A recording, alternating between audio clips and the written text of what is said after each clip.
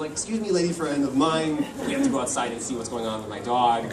So I go out there, and there are orange and brown starbursts just out and back in the door, just where he'd been painting his beautiful, beautiful painting for me.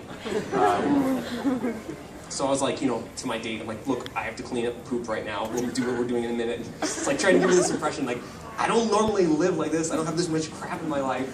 This is a weird night. Okay, this wasn't a weird night. It's happened all the time. But I'm just trying to tell her that. I clean it up, and I go back into the bedroom, and I'm like, okay, so I'm going to leave him in here while we're trying to do what we're doing. Just ignore him. Hopefully he'll just sit on the side of the bed and be quiet. So we're doing our thing, and he jumps on the bed, he's like really interested. He's like, what is this, dude? This is amazing. What are you doing? Are you wrestling? And why am I not invited? Like, however I can help, just tell me, and I will participate. And at one point, he started licking her butt. Not that part, just the cheek. It was just probably tasted like salt or something.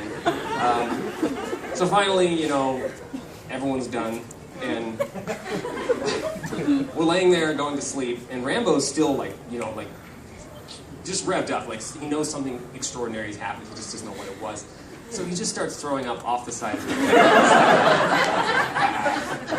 And I came to realize that, you know, he's like a maestro of poop. This was his, I think that night was his 9th symphony. That's how my dog comic started. It was all about poop, and that's funny and that's great. But as much as I love to write jokes about bears and poo all the time, I wanted to sort of write something a bit more thoughtful, with a bit more feeling and substance. And I was hanging out with a friend of mine who has a small dog, and I asked him, how old is your dog? And he answered, he said something to the effect of, well, that's irrelevant, my dog is immortal, he's going to live forever. It's very exciting. And he was joking, and it was funny, but I could see that was kind of this veneer. Underneath, he was suffering because his dog was getting older, and he was trying to cope with the fact that his dog was mortal, and his dog was going to die.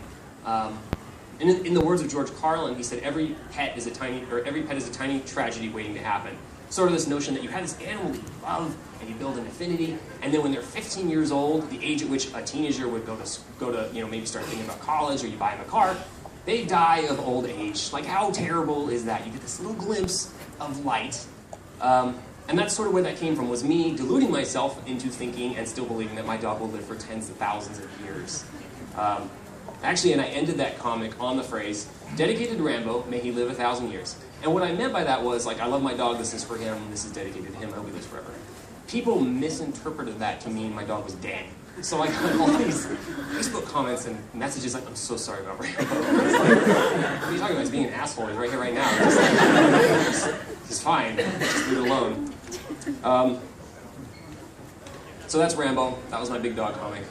Another